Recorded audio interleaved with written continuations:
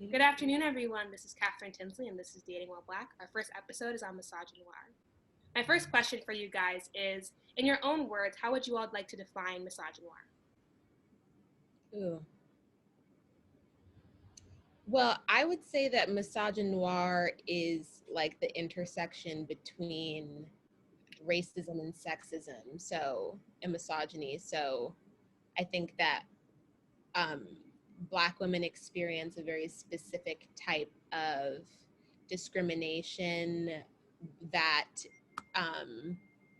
is specifically targeted towards us for um, people's ideas of our femininity, of people being masculinized, being underestimated, being um, made out to be like a superhuman person with like unbreakable strength, and we could just do it all instead of just being like, I'm a human being and like it's fine. But that's how I would define it. Yeah, I think it's like she said, a cross section between being Black and being a woman. Misogyny is hatred or discrimination against towards women. Noir meaning Black, because the racism that Black women face is not the same type of racism Black men face, or Black trans men or Black trans women. And it's a very particular type of racism and sexism that can be experienced by other women. A white woman or an Asian or someone who's just not a Black woman can have misogynoir towards a Black woman, regardless of sex, gender, or race. Um, and just the layers that it creates can be more detrimental to a Black woman's health, life, and circumstances. And it could have more to do with her being Black than being a woman in most cases. And in other cases, it's just a combination of being a Black woman, especially in white patriarchy. What have been the greatest struggles you guys have noticed with dating as Black femmes? I just think everyone, like, when people are like, oh, I love Black women and stuff like that, it's like one type of Black woman that they like, and like that's a light skin, skinny, or somebody with like a small waist and like a huge like area. And so it's kind of hard when I call it like not being conventionally pretty and like, or conventionally attractive, where like you don't fit the mold that people find like the attractive Black woman. So being outside of that is just kind of like, well, I'm here by myself. So it's kind of, I don't know, you find yourself sometimes having to settle for people that you might not be as attracted to, because you kind of assume like, oh, they're not gonna like me because, you know, they're attracted to this mold and I don't fit that mold. So let me just try to find like someone lesser for myself. I feel like another thing for me is oftentimes like being a drive. I feel like a lot of times people are like intimidated of like black women, Black feminine people with a lot of drive and ambition. And when it comes to dating, I feel like what Morgan said, we're all like we're forced to settle, or like to settle for less when we shouldn't have to be like settling for less. I know for me, like I do want a lot in life, and I think that I can achieve that, and I can achieve like everything I work towards. So even when it comes to the field of romance, I don't think that like we should be like, at least for me, like I don't want to settle for someone that doesn't meet like my standards of what I want, because that like no other like race I feel like has to do that besides Black women, like that type of settling. Like for Black women, because, and Catherine and I have talked about this a lot, that just with the history of slavery, you know, our our cultural idea of femininity in the United States and in the West is so white that, you know, for most Black women, you know, we were seen as equal to Black men, just in that we were all objectified and we were all objects, you know what I mean? So it's like we weren't taught to like be the wife or like be like the go into that role until fairly recently, because for like that's actually fairly new for us in like the modern context. So like I never felt the need to like lower my intelligence or try and like fit some kind of like white feminine mold to get men, because that's not culturally what Black people have done for the past, like since we've been here, like since 1619. But I think that, like to what Morgan said about being like outside the conventions of beauty in the United States, like in the West, it's strange because especially in college, like noticing that like there were men who were attracted to me or attracted to my friends, but because we were outside of the conventions of beauty that were accepted by everyone, they they literally like stopped in their tracks, like, wait, like I'm attracted to you and I like you, but you're Black, so I don't understand. I don't know where to go from here. Like they literally are tripped up. Or the situation where like a man is really attracted to Black women and he only dates Black women or only dates women of color, and you're like, is this a fetish? Like, are you only with me because you're trying to like fulfill your little fantasies that you've been doing on Pornhub? Like, what's going on? I don't know.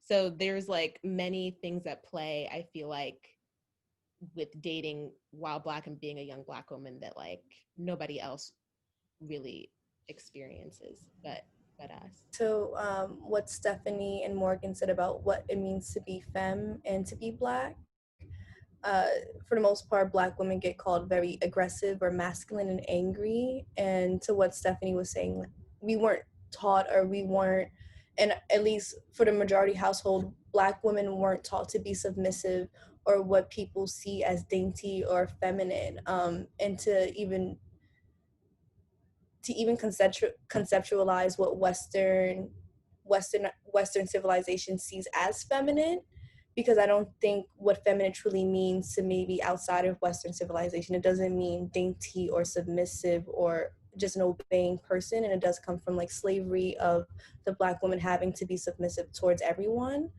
And for me personally, while dating, I can see how any man, regardless of race, wants me to be more submissive or wants me to be less aggressive. But even naturally, I don't think aggressive and assertive are the same thing. But I can see it being, to them, maybe emasculating in certain ways and almost like competitive if I have a stronger or more dominant personality than them, because then they see themselves as feminine, and to them what feminine means and what to be a woman means are not mutually exclusive, but to them it is. If I'm feminine, I'm like a woman, and so that means they're less than. And so I can see the competition between me and some of maybe the cis het men that I would date, of being competitive of who's more aggressive or more masculine, when it's not, has nothing to do with those terms of masculine and feminine and things like that. When I was growing up, I was mostly in an all-white school throughout high school, and I noticed that it's not surprising, through all fronts, like we're ignored. And even with all the Black men that went to my school, the very, very few amount that they had, they would literally go around and say, if it white, it ain't right, no bunnies going around. That's all they would say. They would just make fun, and they would just say stupid things that wouldn't make any sense, and it would just make me feel terrible about myself. And then if they did want to do something or hook up, it would have to be a secret or something that they wouldn't tell anyone about, and or they would tell their guy friends to the side, oh, I hooked up with a Black girl, and it would be something cool that they did. And then in college, I realized it changed a little bit, but we went to a liberal arts college, Kat and Tyler, and all the guys are like those skater guys, like, I'm not really into Black girls, and then if they are, it's some quests, I guess, that they're taking. So it's just from all fronts, the way that we're perceived from our stereotypes, and they would really make that about who we are. And they're so surprised when they see how different we are. And I think it's so sad seeing that realization, and all Black people are the same and not. Yeah. The idea of the conventional beauty standard within Black women, or with Black femmes, I should say, combined with the ungendering of Black women. I don't know if y'all have seen that like dialogue happening on Twitter, where sort of Black women are being perceived as aggressive, which is then being used to translate that into masculine qualities, which is not a bad thing. However, this conversation of Black women consistently being ungendered, mainly because we don't fit the ideas of femininity, is happening right now. And I think a lot of that ungendering is also rooted in colorism. So I'd be interested to understand, what are y'all thinking about the whole ungendering and its intersection with a lot of these isms that we're going through? I would bring it back to like around the time Megan Thee Stallion got shot and stuff like that, and like a lot of the conversation on Twitter. Like I remember, like I was like, I can't believe I unfollowed and blocked so many people, but they were talking about how, well, she's like 6 feet tall. Like, what was he supposed to do? Like, you wouldn't be scared of her too. And a lot of times, like, and first of all, trans women are women, period. But like, they love to be like, oh well, she looks like a trans woman and stuff like that. And I'm like, first of all, that doesn't take away from her femininity. Trans women have a lot of femininity. And then on top of that, like, I think men and especially Black men, if they're not like the dainty, petite, light skin, like as close to westernized femininity as possible, I think they try to, like you said, assign those masculine qualities, and then that's rooted in homophobia and internalized, like, all that stuff. And so they try to, and they lash out because, they don't know how to deal with their emotions because they all know therapy. It's all necessary. And so they try to lash out and they blame it on Black women when it's really their own internalized problems. And it's like someone was saying earlier, that Black women are not all the same person. Like, we're all like, it's not a monolith of women. And so they try to assign certain qualities to attractive women, and that allows them to put down women they don't find attractive or conventionally attractive or don't fit the dainty mold and things like that. So to add on to that, I think that same thing with like Blackness, like when you articulate your femininity for yourself, that's considered a threat. And I think that was the thing with Megan Thee Stallion. She's this beautiful woman. She's defining herself for herself, and that's something that people don't understand. I think that's why people are going at her the way they are, and women who look just like her. I do think that a lot of it is very much rooted in transphobia. Even thinking about not even this instance, but I feel like for majority of my childhood, I've heard people talk terribly about Serena Williams and specifically Black women athletes, and like degrading their bodies into something that's very much animalistic, and all these things are just very much rooted in degrading like Black trans women in a way. It's sometimes I feel like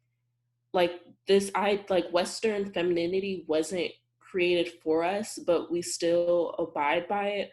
But that doesn't mean that we have to disregard trans women in that. Like, I don't think that it has to be one or the other at all. I feel like people need to understand like the nuances of both and not just disregard the two historical, like very prominent communities of culture within the Black community, like Black cis and trans women. I did a paper a couple of years ago when I was in college about the history of the word queer, and the word queer originally was used to describe Black women when settler colonizers were going to West Africa and going to the Caribbean for the first time, and they're describing Black women in these travel journals from like the 1400s, the 1500s, as these like queer, sexually queer bodies, because they'd never seen women like that before, because I guess they were comparing Black women in a completely different civilization to like white women in England who are like, wearing ridiculous dresses or whatever, and like already have their own set ideas of what femininity is supposed to be. So that those stereotypes that were being built and those fantasies about Black women, they're being built all the way from like the 16th century, are still being carried to this day, in, you know, in the way that we think about Black women in literature, in media, in everything. And now that we're talking about trans women and femmes, as well as cis Black women, who are all being placed in this category of like, oh, they're outside of the norm of femininity because they don't fit this Western mold. But like, to me, the mold itself is ridiculous and stupid because, you know, we all human beings have masculine and feminine energies within them. You know what I mean? Like, we all are on the spectrum of like, you know, I do consider myself like a little bit more masculine, just in the actual meaning of the word masculine, as like rational, logical, you know, that sort of thing, feminine, spontaneous, creative. Like, I have both of those qualities within me, and I think that a part of being a part of claiming your identity is realizing that, and like, and being able to define your own identity and your own femininity for yourself, and not base yourself on a scale of like, oh, well, how dainty am I, and like, and how like manly am I? Like, it's not really about being more womanly or more manly. Like, it's all about energy. But I think that that's something that a lot of Western people and therefore Americans are not educated about, and that kind of language hasn't really been introduced into the mainstream consciousness yet, or like it just now is becoming a part of the mainstream consciousness. So like, but those are things that like Black women and femmes have had to confront our entire lives, because we're constantly being judged for not being conventional enough, or like not being not being able to be labeled as easily as somebody else. But it's because we already know that we don't need a label at all. Like, you know what I mean? We're already past that. Expanding on this dialogue, I remember Taylor talking about sort of fetishization and experiencing that, but also experiencing Black men being very anti-Black women in these spaces, in a lot of the spaces that we're navigating. So my next question for y'all is what has your interracial dating experiences been like in comparison to your inter-community experiences? I was gonna say, I don't even like try to go near anyone who's outside of the BIPOC community just as a defense mechanism. I think it could just be very shattering to the ego and self-esteem to constantly be rejected just for being Black. Outside of being rejected for like just other things of being human, you could like someone who's attracted to you and still get rejected and things like that. You know what I mean? So on top of that, and then inside the Black community, being rejected by other mostly Black men. I haven't been really rejected by Black queer femme women or other, but mostly Black cis het men getting rejected by them, just wanting me to be more exotic than, I guess, Black, and then if it is outside the race, it's being exotic because I'm Black, or just not wanting your parents to say anything, and then having a whole dynamic go on. It's just very shattering to the ego, and there's bigger fish to fry in my kitchen. So I think it's just outside of my energy range to even talk to anyone outside of the BIPOC community. And then, yeah. So I go to an HBCU, I get a Howard. So yeah, period, thank you. But for me, like, I guess in high school was when it was more white men, but I didn't even talk to the men in high school. Like, me and Kat went to the same school. I didn't, no. So in college, I mean, the men here for the most part are like attracted to Black women and stuff like that. But again, it's all the same kind of Black woman. Or if it is a darker skinned woman, it's like, you know, it's kind of like there is no intersection of other things. So it's not like it's a plus size Black woman. Like, like if she's dark skinned, then she's skinny, she's like the model type, which I mean nothing's wrong with that, love that, beautiful, but like it's all that kind of woman. Or if it's a lighter skinned woman, like they'll go on the thicker side. But it's kind of like I'm kind of like I'm I'm dark skinned and I'm plus size. Like it's just not, it's not happening for me here. But again, the men here aren't the best. So, and then as far as like dating women goes here, I mean, there's a lot of beautiful women, so that's fine, I guess. Yeah. Because what Morgan is saying is kind of like they want a build a bitch workshop. Yes. I've experienced other things where a guy told me if I was in Tucson, I couldn't do nothing to him, and I was like, oh my gosh. Like, it's just so weird intersections. Or I'm light skinned, but I have 4A hair. My hair is kinky. And then someone's like, I can't date you because of your hair. And I'm like, this is so many intersections, right, of what it's a Black woman to some people. And of course, like, obviously not all the guys here are like that. But it's kind of like, it'll be a guy who's not like that. And then his friends will be like, oh, so that's what you want? Like, that's the type of time you want? And you sitting here like, well, I'm sitting right here. Like, I can hear you. Like, I can see you. And I think a lot of times men, especially like as friends, they don't realize that like a lot of what they're saying does affect the women. And they often like there's a really big energy of like protect Black women, blah, blah, blah. But it doesn't really expand past the women they're attracted to. So they like protect Black women, but like not if I wouldn't date you, or not if we're already close friends. Like unless it's someone who they're like, oh, that's my sister. Like you're not gonna talk to her like that. Well, if you never met her before, like you wouldn't defend her. So it's that type of energy. Along like that point, I feel like for me, like I go to like Wellesley, so like a historically women's college. So there is like no like cis men, which is really good at times. But I feel like for me, like the idea of like dating or like interracial dating, like at my school, like I am like a queer person. So like white women will try to talk to me, but it's still kind of like, I mean, I'm not attracted to white women unless maybe you're like Bella Hadid or something.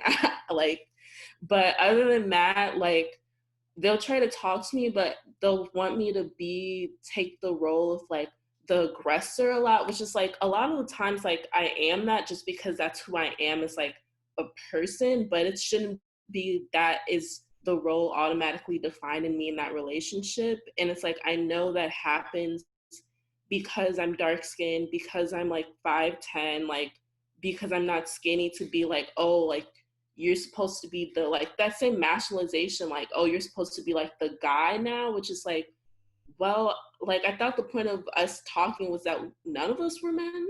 Like I thought that was kind of the idea of maybe trying to talk, but and I feel like even when like my first year, I used to go like off campus parties. And once I found out like guys were talking to each other about girls and getting each other's validations, that's so to me, like y'all are homophobic, but are doing very homoerotic stuff, which I like, for me, I'm just like, pick a side, because that's so, it's so weird to me. Like you're trying to get validation from your guy friends about who you should be hooking up with, and you're less concerned about the person you're hooking up with.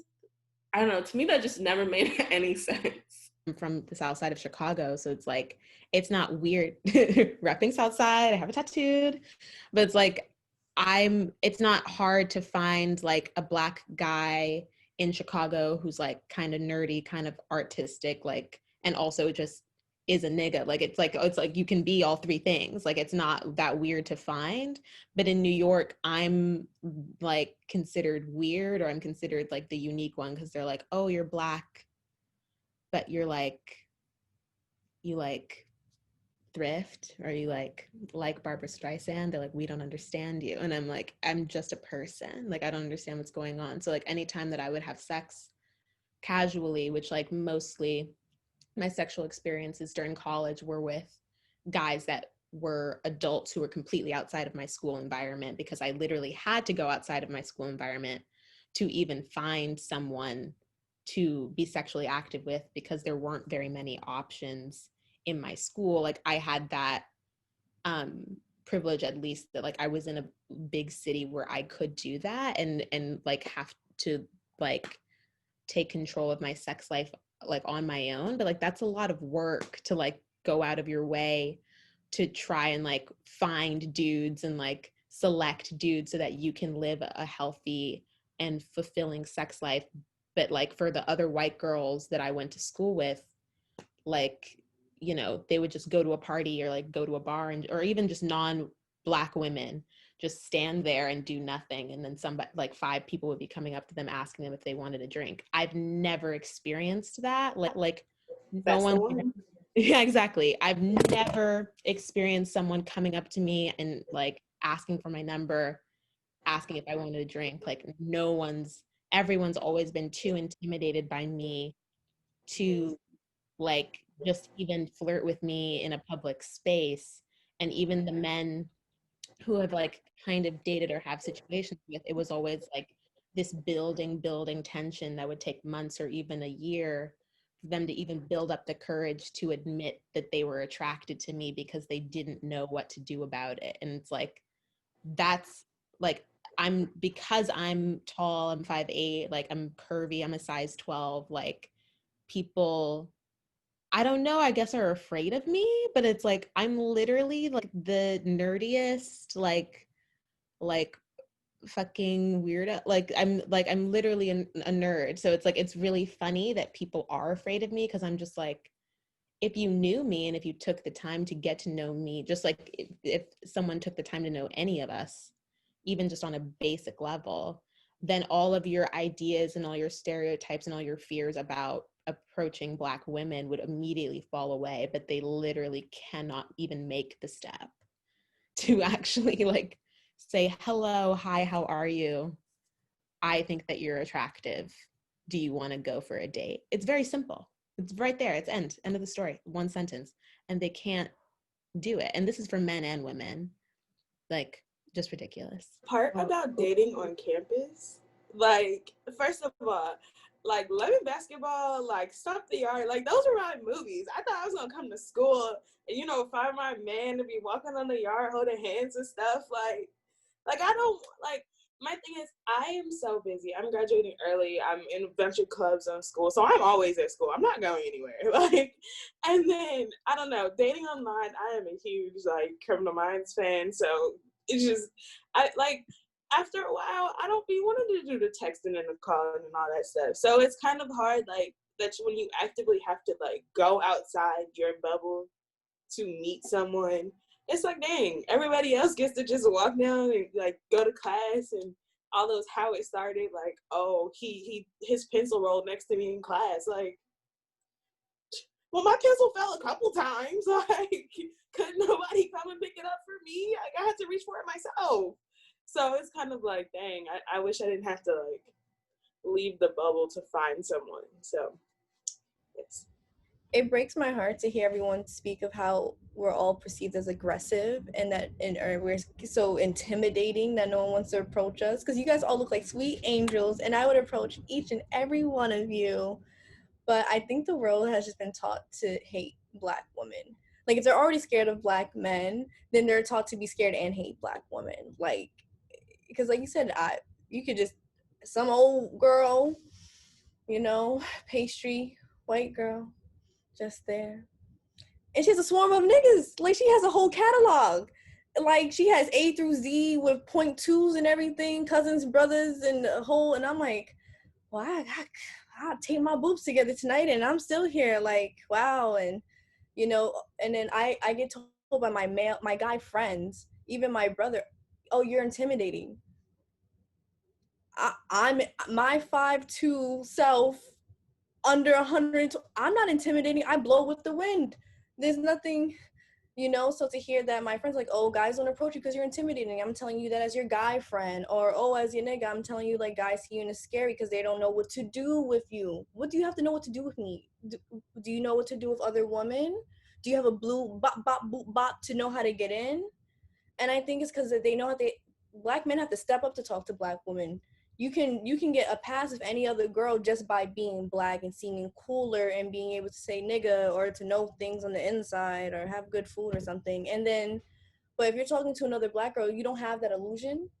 you don't have that facade, like I see past it. Like your pain isn't attractive to me in that way that you can use it as a ploy to get me to feel you or understand you. Like you have to use your words and your mind and actually maybe court me and actually do more to get into my pants and just like, you know, all that nigga stuff that works on other girls who get excited over that. Like, no, like you have to do more than that. And I think they don't want to do more than that because they feel like they do so much in life in general. They work so hard that they can't talk to another Black woman and have the time because they're too high maintenance and aggressive. Yeah, and I was gonna say, yeah, I most definitely agree. And I feel like, because the intimidating, I feel like it's not even about us, it's about them, like their own insecurity and their own masculinity. Because I know for me, like my first year, I used to go to like Harvard and MIT parties, and like the MIT guys like are so nerdy. They used to only talk to like literally all like the non-Black girls, because they knew if they ever talked to a Black woman, they would like no Black woman would be impressed by like anything that they had. Because it's like you're not offering anything. And I also think that they go for non-Black women because it validates like their own masculinity. Like I notice when I like PWIs, like Black men have an easier out socially, like an easier social network than like Black women, because it's like they do have that cool factor that people like want. It's like, oh, you know basketball, like all this stereotypical Black stuff, like, oh, like teach me this dance, like basically making themselves kind of coonish in a way, like to gain access to these like elite spaces, right? Like, but Black women, we don't have that type of, even though it's not a privilege, because I don't think cooning in that way should ever be considered a privilege, but it's like we don't have access to that type of social navigation in the same way they do. I think that also what all of this comes back to is that men are just taught to dominate women, and that like if they can't dominate another woman, or if they, I think that men sometimes get confused when they're sexually attracted to a woman that they see as their equal.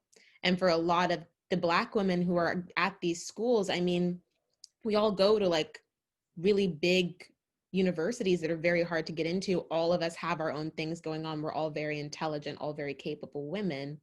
Not to say like, I mean, women of all backgrounds, even if they're not like going to a higher education like university, like are still very educated and capable, but like we are their equals. Like we are also going to school, and most of us like had to get scholarships, had to like literally overcome all this adversity in high school, in middle school, to be able to get into these universities. So like they're afraid of us because they know that we're on their same level, and they literally have been trained their whole lives that like, oh, like you're like a real woman, like you're an adult, like you're like a person. Like I don't know how to approach a woman who I respect just as much as I respect my other boys. And it's like, well, that's a bigger question of like, why is it that you don't know how to or you're attracted to women that you think are less than you,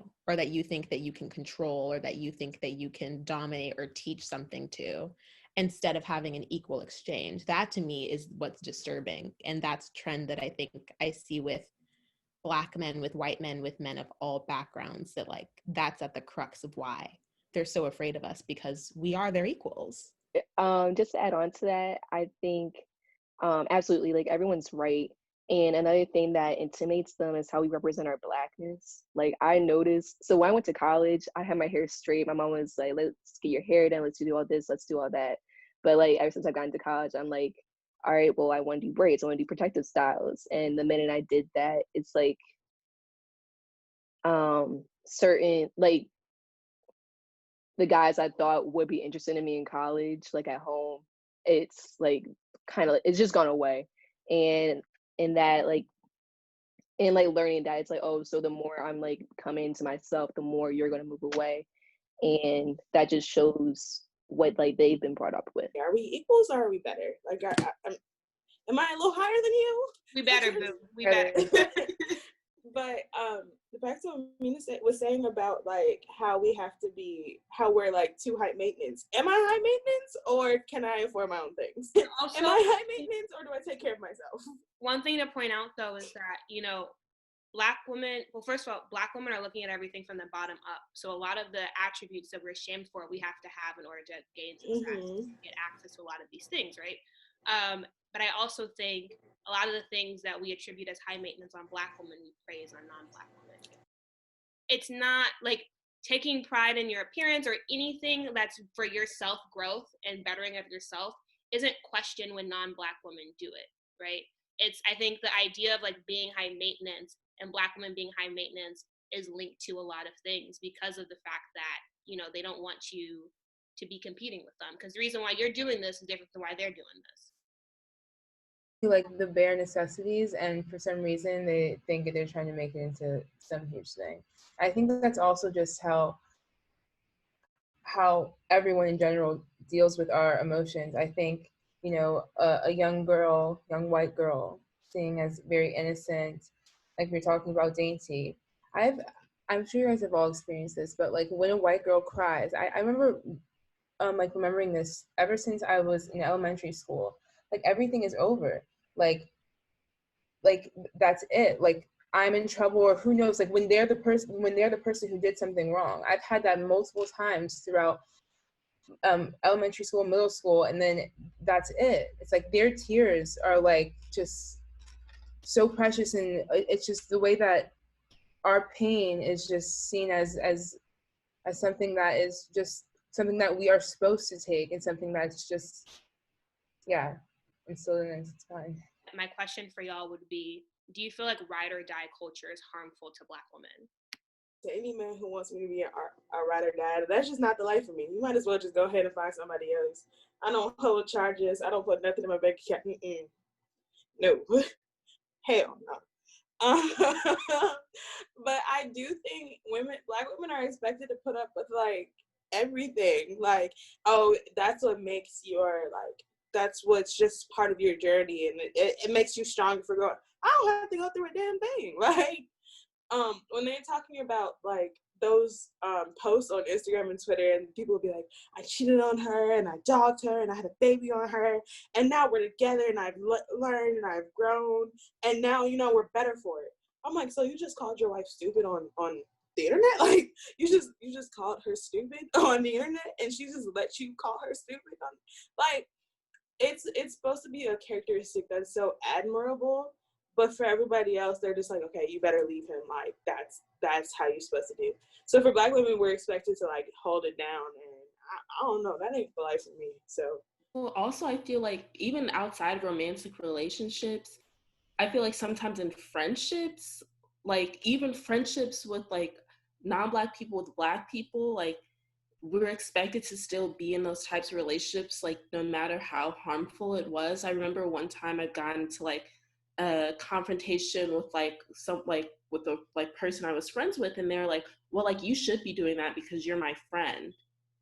And it was just like, I don't have to, like, why should I be forced in this position to have to do anything? As like, it's like these things, like we should be offered, but it shouldn't be an expectation as a part of like to have relationships with us. Like, no, like we shouldn't be expected to do anything in life besides being like our true authentic selves, but yet we're always expected to have like no boundaries, which I'm like, this year I've like learned like boundaries as Black women, it's like one of the best things to have, because we're always expected to give so much, and yet like we don't receive anything in return from these relationships. That's a huge lesson that I learned this year in particular, because I mean, for me, growing up, like I was raised by my mom and all of her best friends. So like my idea of unconditional love from growing up is watching just Black women and women in general be ride or dies for each other. And like, even like when those relationships wax and wane, for the most part, like they really were ride or dies for each other. And like most of my friends growing up, like with me and Katherine, like we've known these girls since we were infants 5 years old, 10 years old, 15. Like I've known these women my whole life. So like when I went to college, I think that instinctually I was trained that like your friends are your family, like ride or die. Like if anything happens, I'm there. Like I was the friend who like everyone was depending on, and everyone would come to for their emotional problems, being their therapist, help, like literally letting people stay with me if they didn't have a home, like people owing me money and like me not even expecting anything back. Like I like just always being expected to be ultra nurturing, ultra giving. And I'm only in my early 20s. Like, I don't have it like that to just be giving myself, giving my energy, giving my money, giving my time to people who I don't know if those are my forever friends. I don't know if those are my forever collaborators. Like, I'm very lucky and blessed that I was able to find friends who we have a reciprocal relationship where like we are all giving to each other and giving of each other's energy and time, from childhood and in Chicago. But like going to college and realizing like, oh, not everybody was raised like that, and I can't just be giving myself to everybody. Like I learned that this year in a huge way, that like I've like I just can't be doing that. I've never really done that in a relationship now. Like I'd just be telling dudes like, listen, like we can't, like if it doesn't work with my schedule, it's just not going to work. So, but now I'm realizing like, okay, I'm now able to take the time to like invest in my personal life and romantic life, because now I'm not just giving myself over to every single friend of mine. And like that, yeah, I just learned that this year, like hit like a ton of bricks. I'm happy we brought it like outside of romantic relationships, because I don't even do ride or die for family. I don't I don't know. I have 5 brothers. I only have 2 now. So, you know, and it's just like you said, you can't give your energy, like you deplete yourself. And I think Black women don't have the right, like it should be a right. Self-care and rest and self-preservation should be a right, but it's a privilege, especially for Black women who have to extend themselves for themselves, have to extend themselves for their family, their friends, their loved ones, society. Everyone wants to learn from us and then be us and then not pay us and then want us to do more work on to get to half of where we need to be. And it's not that ride or die mentality is the same thing as like the 9 to 5 grind mentality, work till you drop mentality, which is just rooted in white men being white men. Like it really all goes back to that. Like you don't have to work 15-30 times as hard. That's because someone's holding is a gate holder is holding a key to somewhere, and you have to like bulldoze your way through as a Black woman and like push the bulldozer because they're not gonna let you drive it. And I think it's just very exhausting to give personal, intimate energy to people who will take advantage of it or not pour back into you and reciprocate. And for too long, Black women have been the at the bottom holding everyone up, being that ride or die, and actually dying. It's not much of a ride if Black women are always dying. And I think the perfect example is like Megan Thee Stallion didn't want to call the cops because she'd rather get shot and die than put a Black man in jail, or for it to escalate and they're both dead. So it's detrimental to lives. It's not about like, oh, you're gonna end up lonely. It's not about, oh, you're weak. It's not about you don't love me. It's not about unconditional love. If it's about self-preservation and saving your life. Too many Black women die trying to ride for their niggas or for their friends or for some random guy who's literally trying to shoot them. It's like, it breaks my heart that Megan didn't call the cops after being shot, because That was her instinct also. And exactly, she was like in a it's snap second and she no. was like, no, that was her instinct as a Right. Black woman to not even call the cops. To not protect yourself is to protect other. That your first gut reaction is to protect them, not you. And that comes over years of Black women giving themselves up. That's from your mother having to give up and sacrifice. That's your grandmother having to sacrifice. Like it's just inherited to sacrifice. I'm gonna read you guys some stats, so I'm gonna be looking at my phone to make sure I get everything correctly. So this is all a fact. 7 out of 10 Black women are currently unmarried. 3 out of 10 Black women will never marry. According to a study by OkCupid, Black women and Asian men were the least preferred on the site. And according to a speed dating study done by Columbia University graduate students, Black women have the strongest same race preferences out of any demographic, and that same race preferences for Black women come before all other preferences such as education, shared interests, hobbies, etc. What do you guys think about that? For me, like, one of the things at first I was like, do we need to like abolish marriage as an institution? Like, do we need to do that? Because I mean, like, the idea of marriage was based off of property, and like Black women, we literally were property. So like, is it even possible for us to be inside of this institution that was like never made for us? Like, I love, like, my family's like Nigerian, I love Nigerian weddings, but it's like the idea of like marriage, I feel like, I don't know, at least for me, like, I'm more on like partnership rather than an ideal like marriage, because I feel like I know so many like married women, like specifically like married Black women, who've had very like tumultuous like relationships, romantic relationships in their marriages, but they've always still stayed, which I'm sometimes like good, like you have like a marriage, but also I'm just like, should you have stayed if like your husband has like cheated on you multiple times just to have like the idea of like a marriage? Because I feel like, specifically thinking about like our grandparent generation, a lot of like older Black women have done that for a long time, just to be like, I'm a married Black woman, like regardless of anything, like I still have like this title as a wife. And then with the preferences, I do think that like, since the loyalty isn't gone back to us when it comes in regards to dating, we should be more open. Even though it's like, for me, I'm saying this, but then I'm also like, me personally, for me, it's just like attraction. I'm not really attracted to it, but I feel like if you see like a non-Black person that you are attracted to pursue it in the same way that you would pursue a Black person, because like, love is hard to find, so might as well like try to find it. And if that person's like not Black, then they're just not Black. To respond to that, I actually really like the idea of marriage, just because my Pinterest board goes crazy, but like my parents have been married my whole life. Like, I mean, I'm sure it wasn't perfect, I don't know, I was a child, but like, I don't know, I just think the idea if someone like loves you so much that like they made a commitment. I mean, people like in front of God, like all their family and stuff like that, and be like, oh, like, this is my person. Now, I'm not saying you should do it. Like, on the other hand, I don't feel like you should sacrifice yourself for the idea of marriage. So like you were saying, a lot of people like will stick through it just because they're like, but I'm not single. You're single. I'm not single. I have somebody. I'm married. Okay, but your man is dogging you. Like, you look stupid. I just think that the statistics, like what you said, I'm not surprised about. Because the number one defender of Black men is Black women, even though they just do us dirty. I just think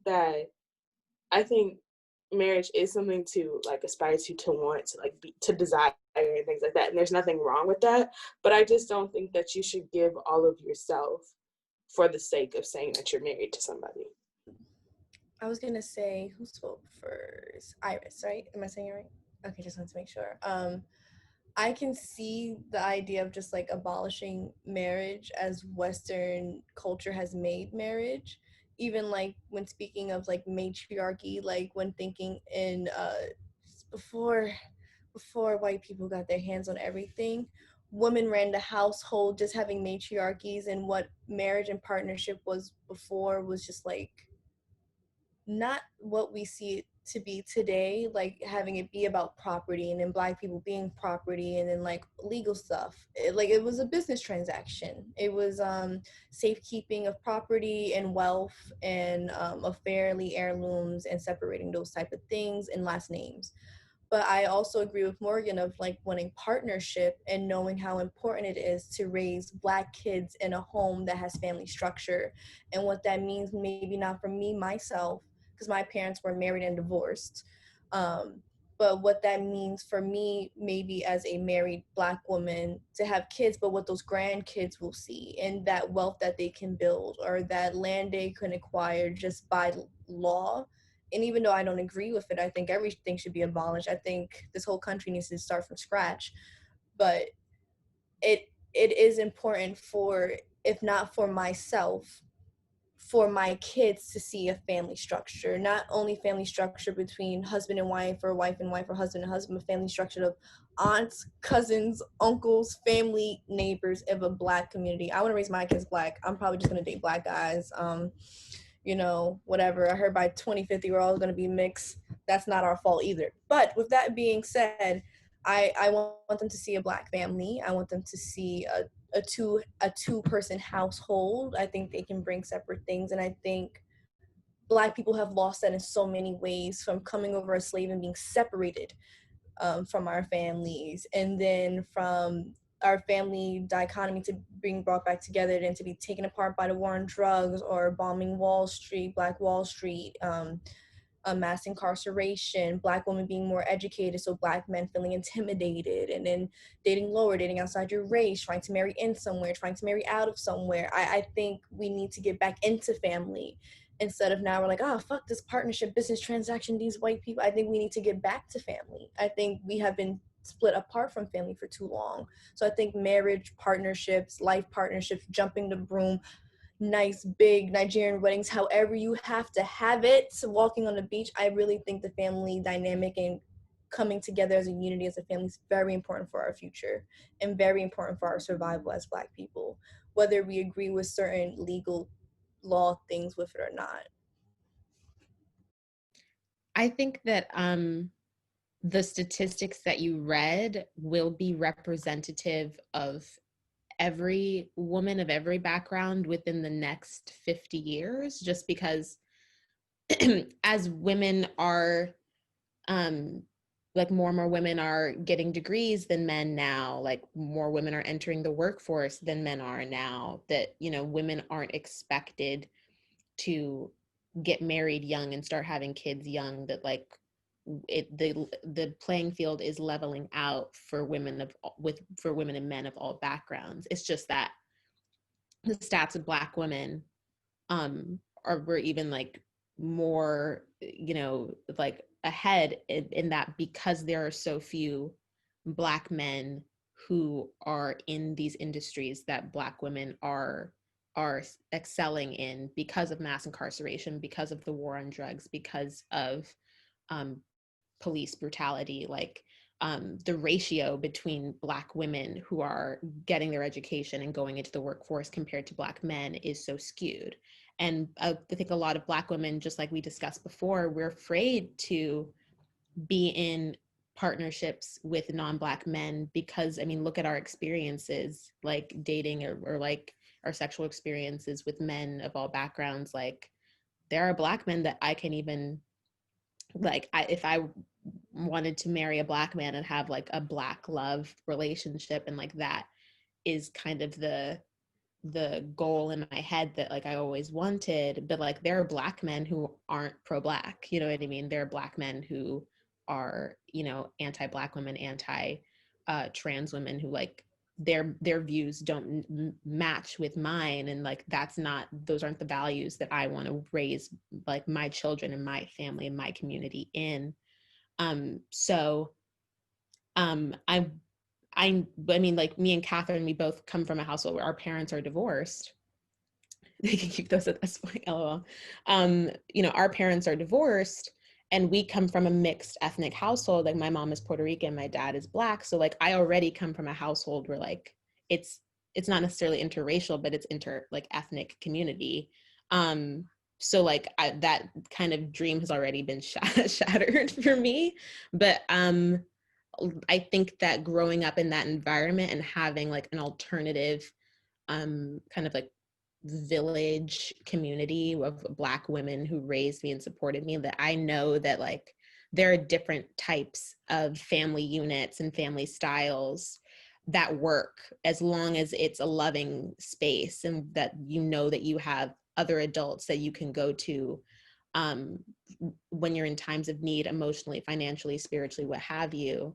Then like that's okay with me, as long I don't have any expectations of what the ideal family or the ideal partnership will be for me, because like I've already seen like other types of communities working as, you know, for my family in my personal life. So I think that when it comes to marriage, even though I think I've only recently realized that I even wanted a life partner, that like, and wanted kids and like wanted a somewhat traditional like lifestyle, I still like, I don't know if like I want to be in a like monogamous relationship for my entire life with one person. I don't know if like I want to get married, like, because my parents, you know, got married in City Hall and it was cute. Like, I don't like, you know, I don't have any expectation. I've never like dreamt of my wedding. I've never like, you know, like dreamt of the white picket fence. Like, I always thought I was going to just like be in a New York apartment for the rest of my life. So like we're opposites. Yeah, no, we literally are. Catherine's like, I has the Pinterest board. She's already given me what bridesmaid's dress I'm going to be wearing. She's already got the cake. She's already got the thing. So it's like, I know that like my brother had the wedding. My brother has a child. Like my mother is fulfilled in that way.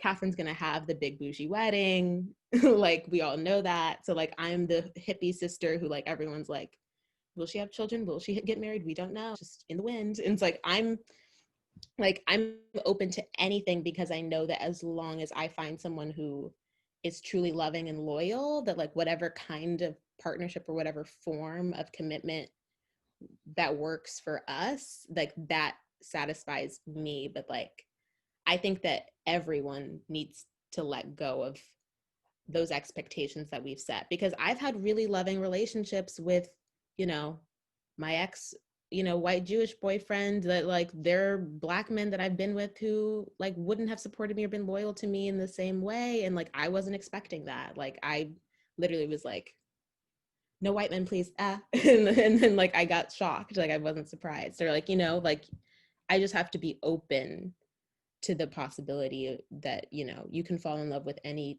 person and you can't control it. So I don't want to like put that pressure on ourselves when we already have pressures from every other aspect of our lives, just being Black women in general. Like that's not something that we should have to worry about on top of everything else. I'm just trying to live.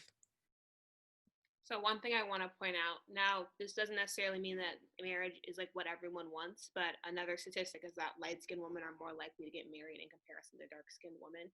We've kind of touched about colorism a little bit, but we haven't really like gone in depth to the conversation. Do you guys think that men are doing that as a form of social mobility, or people are doing that in a form of social mobility, or trying to genetically engineer their children? I know there's an obsession with biracial children these days. What exactly do y'all think is going on with this stat and why that is? It was taught from the brown paper bag. I know my dad told me one of the reasons he picked my mom, who's mixed, was because he didn't want us to face what he had to face, so he knew it would be easier for us, which it has been by virtue of me recognizing it, knowing it, being aware of it or not. And I think it comes from just a deep inherited fear of violence against the Black body. And that's not an irrational fear, but it is an irrational justification and movement towards that. And it's very sad because it's not even like, oh, white people like, oh, light skin, dark skin. It's Black people doing light skin, dark skin. It's very internalized hatred, and it creates more barriers for us. And the fact that light skinned women get married more than the darker skinned woman doesn't take away from the violence against the Black body. And I think that's what most people fail to recognize when they're trying to raise mixed babies. It's not like brown, white, mixed brown paint with white paint, lighter brown. No, it's genetics. Two light-skinned people can have a dark-skinned baby. Black women produce every phenotype. It doesn't matter. You want your baby to come out dark skin or light skin, it's going to come out whatever happens. And I think that sometimes, and then also the detriment of like white people raising mixed kids is a whole nother conversation that's very detrimental. And their obsession with wanting to have mixed babies. Most of my white friends would talk about it, and they'd be like, oh yeah, I want you to have green eyes and like blonde curly hair. And I was like, do you realize literally your entire basis of wanting to have a child is based on it being light skinned, it being whatever. Also, I saw this account, I think it was a couple of days ago, and it was just like this little girl with like just this little mixture with like blue eyes and like blonde curly hair, it had like 500,000 followers. I'm just like, I just think it's weird. I just think it's not weird. It's just like what is this obsession, or what is this like with this child? Yeah, I feel like a lot of white women do that a lot, that I've noticed, and I mean it's from everyone, but I've noticed it a lot with white women. Wanting to marry like someone lighter skin, I feel like that's an idea of like the trophy wife, like men wanting like that type of bride to like showcase, like what we said before, like showcase to like other men to validate themselves. And I feel like if a black man can't get that outside of his race, he might try to get it the closest within his race, which is through like lighter skinned women, which is very, problematic. I think, to go off of Taylor, I feel like it's been amplified on social media. And like I just feel like I'm not gonna say all, a lot of Black men feel like their desires for a white biracial or light skinned wife has been like validated. And I feel like before they were like, oh, like I feel like they were kind of afraid to like express that as much as they have now because of like their fear of like what's going to be said like by Black women. At least like that's just what I feel. So yeah, I just feel like social media has brought out some hard things to cope with. In my experience, especially growing up in Chicago, Jack and Jill adjacent, like these, like they're like the whole culture, you know exactly what I mean. It's like the whole culture of like, especially like in cities, and like especially since Instagram has become more popular, like the light skinned girl with the curly hair is the one that everyone goes towards. Or if you're dark skinned, just like we were saying earlier, you've got to have long straight weave, you've got to have your body is snatched, like you look like an Instagram model. Like they're just trying to get trophy wives, just as Iris like said.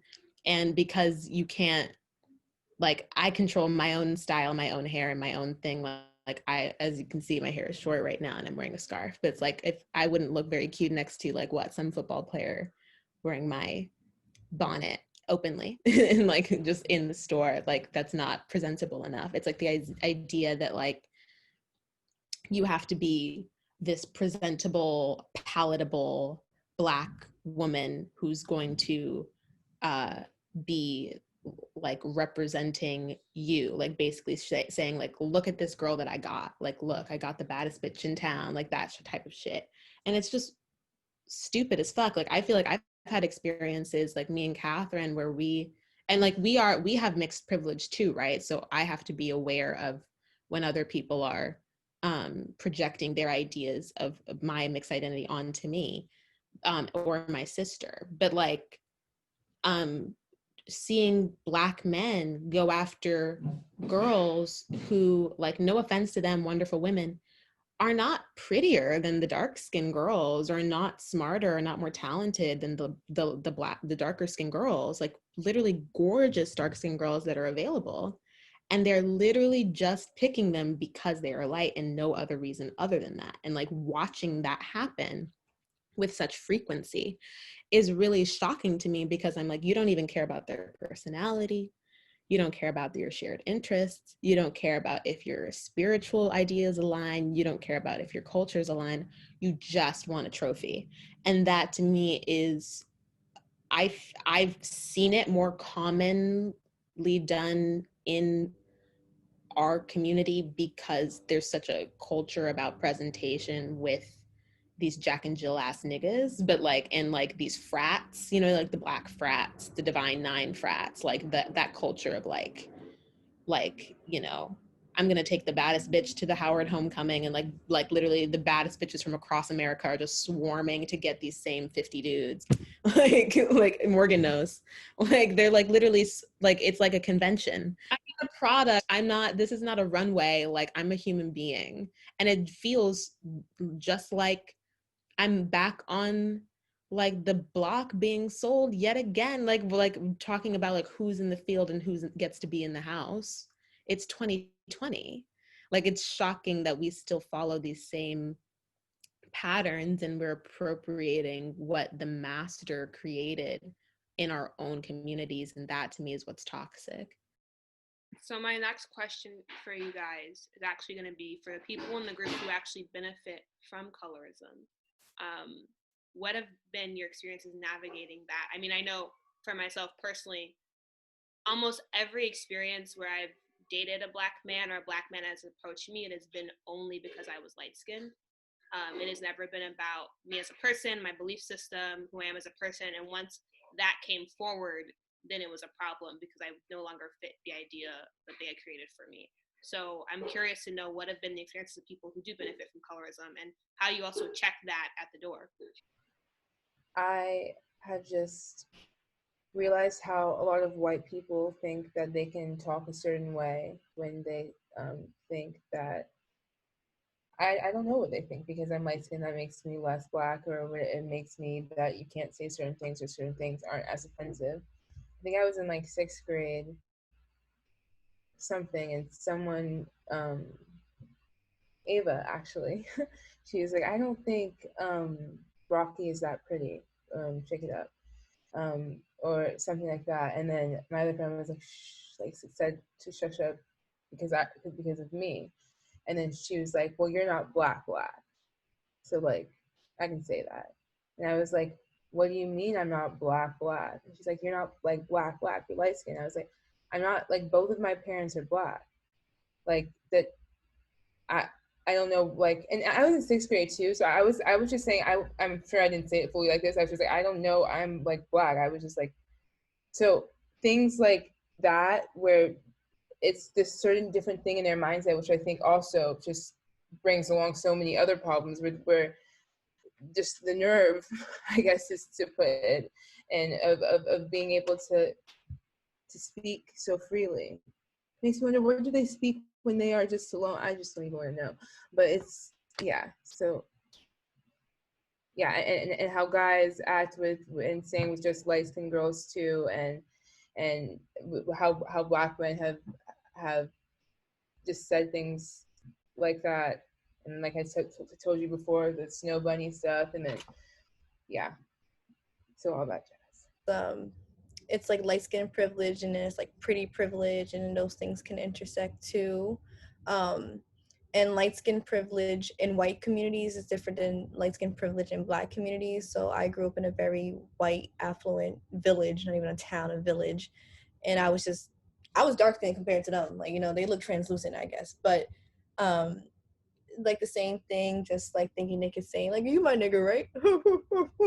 And then just even be like, oh, there's Black people and then there's niggers. You're a Black person, you're not a nigger. And I'm just like, okay. But then that's like high school and middle school. But then getting older, like I was sitting in a park minding my own business, you know, and some white guy was just like, hey, what are you? I'm Black. Okay. And what else? Black and some other Black stuff.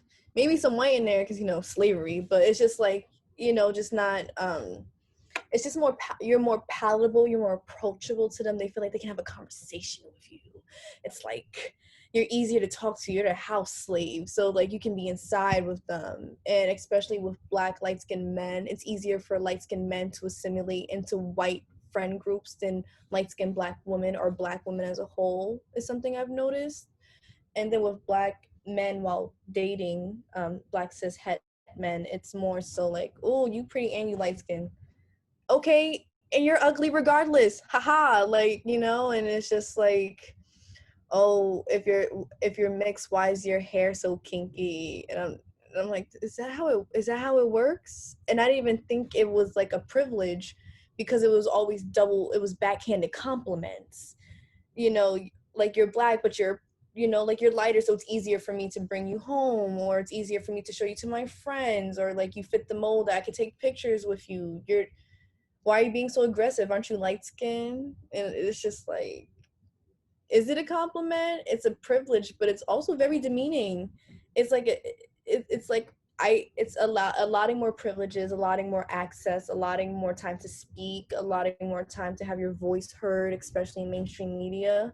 but it's also just it's very demeaning, and it creates something. It creates a dynamic that they want you to be the puppet. It's easier to be the puppet if you're light skinned and black versus like what they see is if you're more rebellious. And I think for me, it felt like I was put not a burden, but it made me want to speak up more, because if I can use my voice easier, if my voice has more access, then I should use that to bring everyone else in. But even that can be a problem. You know what I mean? So I think it's just a very sensitive place to be, to make sure that I speak for queer black women, but in also knowing when to like shut the fuck up and like give another queer black woman the space, and then making sure that if I'm using my privileges, it's to like school these white people and not to play by their palettes, and to make myself smaller for them because they feel like you shouldn't feel it shouldn't be easier to socialize with me just because I'm light skinned. Like that is a problem. That's a problem in and of itself.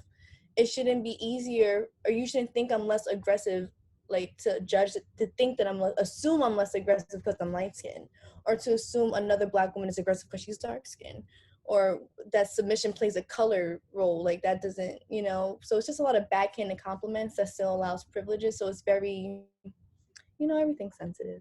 Yeah. Also, like, okay, so I understood like my blackness, or I came to like understand my blackness in my like relationship with my grandmother.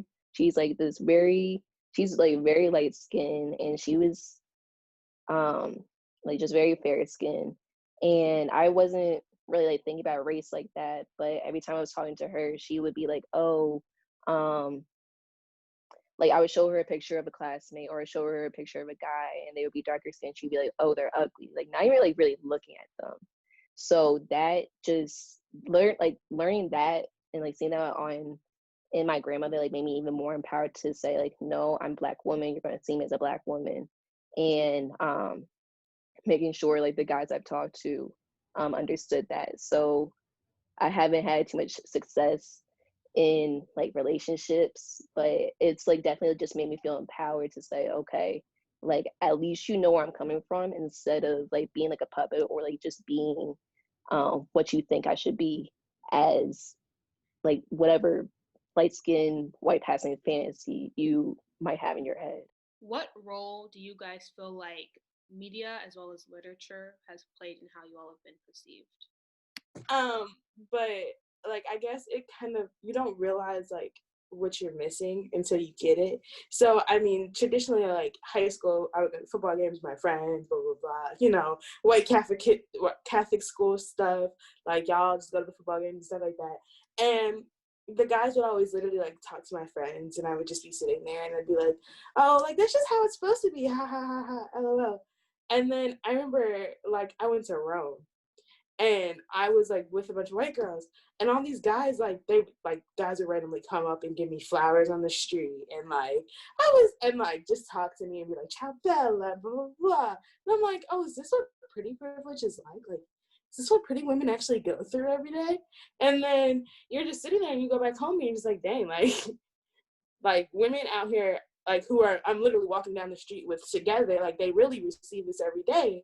And it shows you like that the media's idea of like plus size and darker skinned women is that you're not worthy of like the same romanticism, and you're not worthy of like the cute outbursts. I mean, sometimes like the cat calling, like please stay away from me. But like men don't come up to you in the club if you're not skinny and light skinned. They don't come up to you and they're like, oh, you're so beautiful, blah blah blah, et cetera, et cetera. Like you don't get that, and you don't realize that it's something that is actually internally harmful, because then you start to long for like the catcalling and things like that, and like the means that are not as healthy, because you think like, oh, this is what attraction is supposed to look like, and then once you receive that, then you're attractive and you'll be accepted, and that's how you find love and stuff like that. So it's just like, ugh. Personally, with the media and literature, more so with media, I'm gonna go more so with like visual media for myself. In my personal life, I've lost over 30-40 pounds just of like stress of life going on. So I went from being like 150 plus to now being a lot smaller than I've ever seen myself, under 120. And what I feel like right now, like if skinny was the thing before, with like Kate Winslet and everything wanted to be thin, now thick is in, but thick in a very manly way, like thick here, but not thick anywhere else. So I think when people see me, they want me to be like a light-skinned Doja Cat, Cardi B, big boobs, big butt, thick thighs. And then before, when I was bigger, I was just kind of like a little, like it was just a little circle, you know. And then now I'm just like a little stick. And I feel like with media, it's really affecting my self-esteem. Either I'm not thick in the right places, or I'm too skinny and I'm not thick in the right places. Either way, right? And I think with men, if you're not womanly, if you're not curvy, but then if you're more I'm also a yoga teacher, so if you're more muscular, you're too manly. And so it's just like trying to fit this, again, video vixen, sexy, mysterious type of lashes, nails done all the time type of thing. Is just something that I personally don't try to live up to. I can't have nails done all the time. I'll break my hand doing a chaturanga if I had nails all the time. Or I am slimmer now due to other things, not trying to be a certain way, but because like stress, depression, and anxiety. So people equate skinniness to healthiness. Now I'm over here depressed as fuck. You know what I mean? And so I think when it comes to body type or hair type, like you said, she's dark skinned, she has looser curls, she has straight hair, her body snatched. If you're light skinned, you have big ass, big thighs, but you have to be short, I guess. And, or, you know, it's just like a lot of like who you're supposed to be. And I've been spending a lot of alone time to be like, who is Mina? Outside of what maybe a man wants, maybe what another girl wants, what Mina's parents want, what Mina's friends want. Like, who does Mina want to be if I didn't see a magazine? If I didn't see if I didn't scroll down Instagram too long, who would Mina be? Because I don't have 3A or whatever hair, but I also don't have big boobs or big thighs. And I'm also not like white girl skinny. Like, there's different types of skinny. I'm not white girl skinny either. So just fighting with my self-esteem and how like to be a confident Black woman in a world that wants every Black woman to hate herself, and what that can mean for me and my privileges and my disadvantages, and being queer while maybe dating men. Just trying to make sure like I'm me, you know. I haven't really seen that many actresses or singers that look like me. So I don't, like, I've never like seen an actress and been like whenever they ask the question, which weirdly comes up often, like, if any actress or any person could play you in a movie, who would it be? And I'd literally be sitting there like, there isn't one that looks like me. So I don't know who I'm supposed to pick. Like, there's only one, like what, Zoe Saldana, who's Puerto Rican Dominican, and she's like literally a stick.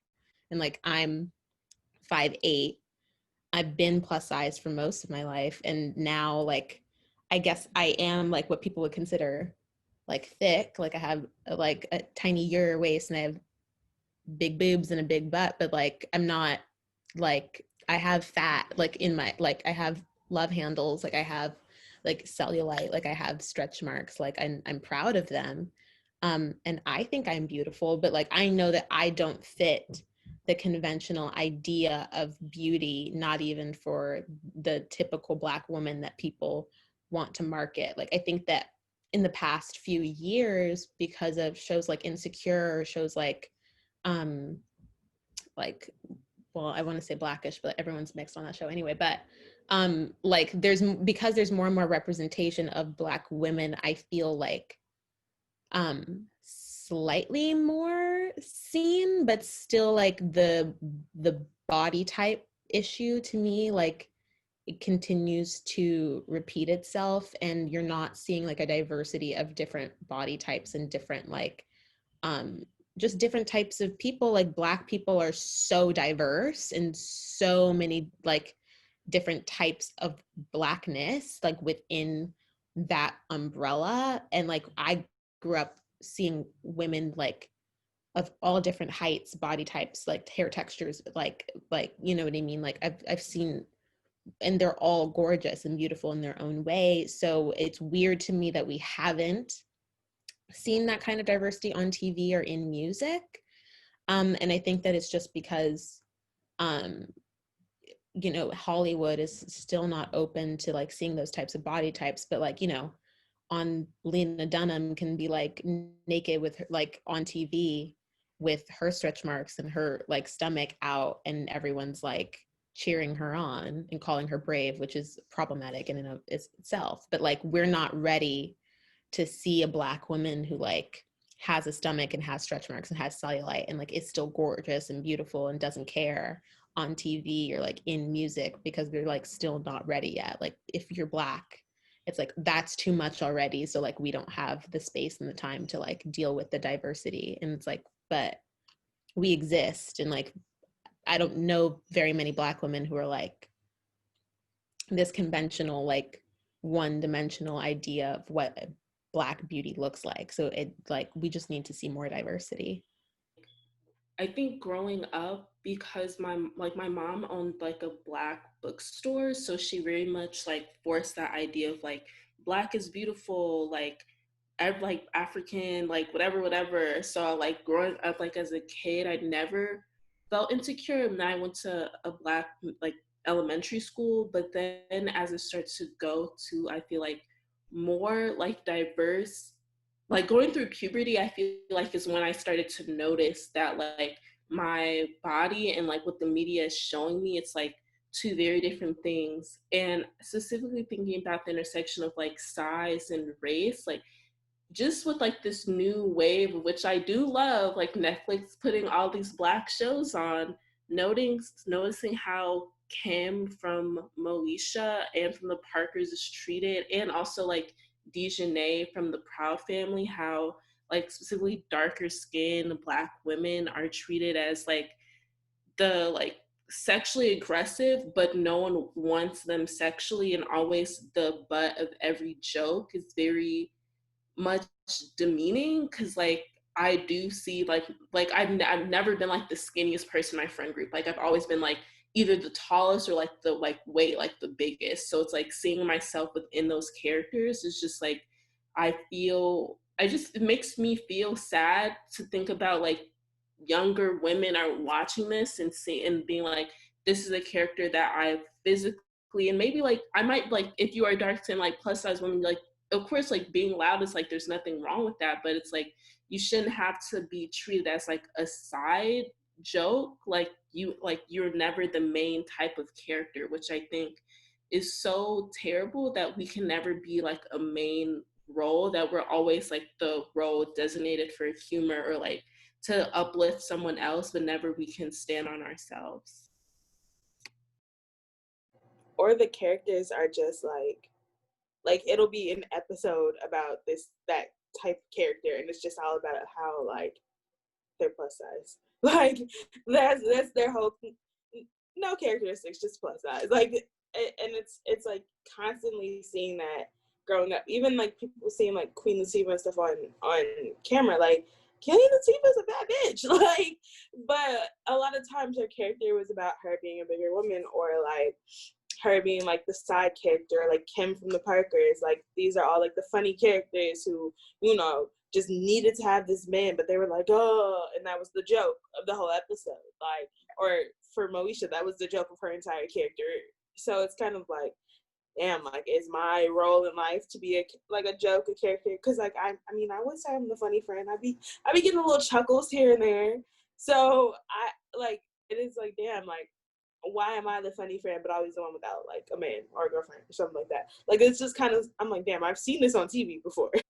And the idea that you have to compensate for your weight or the way you look by being funny or by being smart or having something else to like offer. It's like, I'm beautiful. Like, why can't I just be beautiful and be present? Very strange.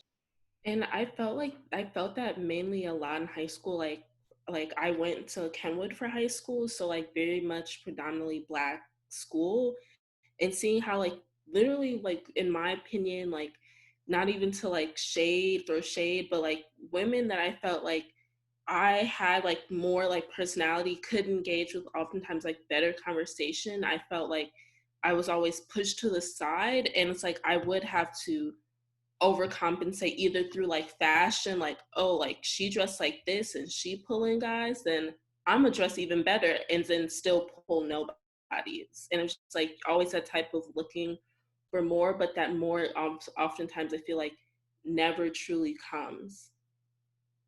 And my last question for you guys is actually, what has been the greatest lesson, but also the best advantage for y'all dating while Black? Black love hits different. If I can say that, I feel like dating in that's like the whole Black diaspora. That's just not like one way of being Black. There's not one race of being Black. There's different subgroups of being Black. And just to understand like that pain and that experience and not having to over explain certain things and just that knowing of culture. And I think that's why so many cultures marry in the same race, and that's, you know what I mean, and why they have those structures, because it does create a beauty of unity, and it does create a very beautiful dialogue.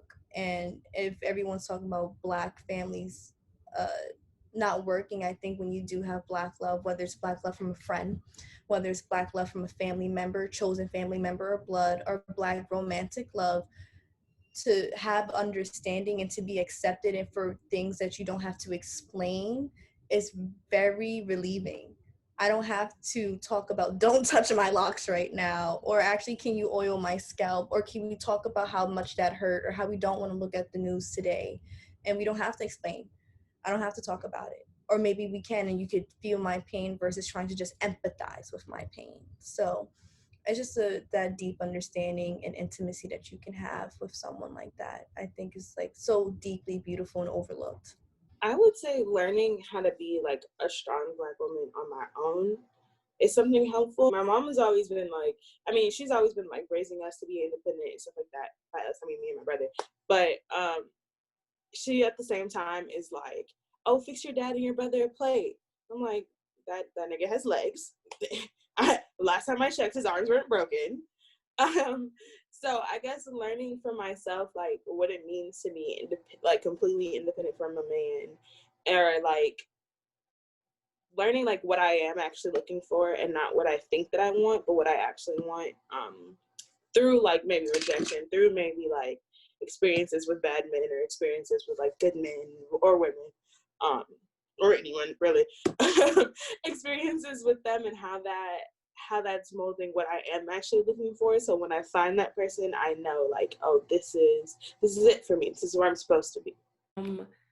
Like especially during this time of quarantine, I feel like has allowed for more like introspective analysis of self, and kind of like what Mina was saying about like understanding yourself without societal roles and pressures. And I feel like during this time, just understanding who I am as a Black person without anything like motivating me. Like I work from home, like doing like school from home, so understanding like who am I without going to those parties and experiencing those experiences, or without going to like all these different events, or just navigating the world in this way. Like who am I, just like me for me.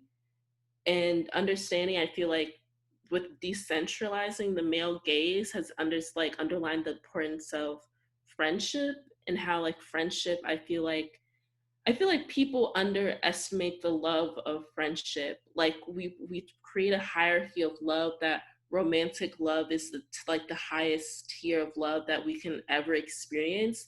But I've never like fallen in love with someone, but I've had very intense friendships with people. And I think that my friendships like are on that like level of like having a deep strong connection, like almost like not like how people describe like soulmates. Like I feel like you can find a soulmate within a friend, or like a twin flame within a friend. And I think not focusing on romance as much has allowed me to invest into like my relationships with different Black people within my life. Dating while Black has allowed me to understand who I am as a person, like, and as an artist. Like, even though some of the experiences have been rough, it's like allowed me to like write some pieces and like create things that I can share with others and connect with others. And like that's just been great, like being able to have conversations with like other like Black women, men, individuals, and just seeing like what we're going through, and like just like building friendships out of that. To Iris's point, that because, you know, dating while Black for me has been challenging, and also like not it's never been my main pursuit. It's never been something that's like been at the forefront of my mind or my life, that like I've been encouraged by our mom and by like all the women that we were raised by, the, you know, my passions and my drive and like my education and like my, and you know, the things that I want to get out of life and that fulfill me personally are, you know, my first loves, and that's what I want to follow. And then whoever comes along, whose, you know, drives and whose passions align with mine, you know, then, you know, that will be my person one day. Or like, you can have many people throughout your lives, many soulmates. But just to what Iris said, like I've been able to invest in my friendships, sometimes too much, but invest in my friendships in a really a powerful way. And I, you know, I've been able to build a really beautiful life with like lots of people that are very interesting and educated and special to me, that, you know, those are just as much my soulmates as, you know, a potential romantic interest could be. And, you know, I know that I don't need a man in my life to fulfill me.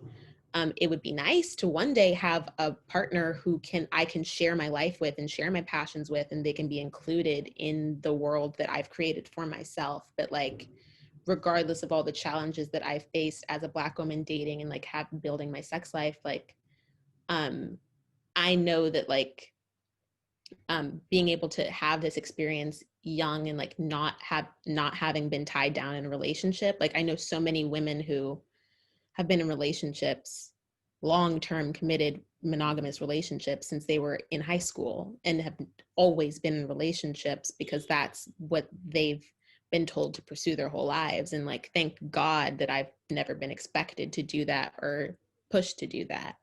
And like, sometimes we think of it as a burden because we see all these other people who are getting to experience these relationships and these committed relationships so young. But I honestly see it as a privilege to me, because now I know who I am, and I know what I want, and I know what I don't want. And so like, we're so young already, like we're in our 20s, that like, as we grow through life, like we will hopefully find those partners who are on our same level. And like, to be honest, there aren't a lot of people at our age that are on our level right now, and that's okay. Like, that's fine. But like, the fact that we already are in a place where we're confident in ourselves and we're independent, and we know that we don't need to find like a committed relationship right now to fulfill us, is like really empowering. You know what I mean? I would say dating while Black has taught me a lot about the world, and like Morgan was saying, just learning to unlearn all of just the stuff that society has put on us about ourselves, about everyone around us, because I feel like it really does and can mess with our self-esteem, and not just that carries through with us. So I feel like learning to grow out of that, and learning not to, I found myself, and I feel like a lot of Black women do this, we're talking about like just settling, because not necessarily wanting to go out and deal with this, even having to find another relationship or finding blah blah blah, which is really sad, and something that we shouldn't do. But it's something that I guess I found security in, and realizing that there's certain things that we can't allow for ourselves, even though that society or whoever tells us that it is what we deserve. So yeah, men are terrible. Yeah. that I had to say it. I was just like, I was trying to think of something nice to say about men. I was like, I just can't. Yeah. I love that that's what we're ending on. That's the end point.